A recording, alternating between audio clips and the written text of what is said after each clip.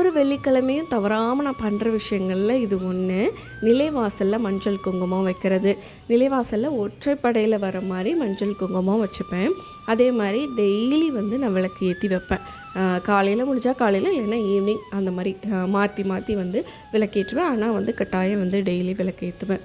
வாசலில் உருளி வைப்பேன். உருளி வைக்கிறது பார்த்திங்கன்னா தண்ணீர் விட்டு மங்கள பொருட்கள் எல்லாமே சேர்த்து வாசனையான பொருட்கள்லாம் சேர்ப்பேன். மஞ்சள், குங்குமம், ஜவ்வாது, பச்சை கற்பூரம் இது எல்லாமே சேர்த்துட்டு பூ வச்சு அழகாக உருளி அலங்காரம் பண்ணிவிட்டு அதை வாசலில் வைப்பேன்.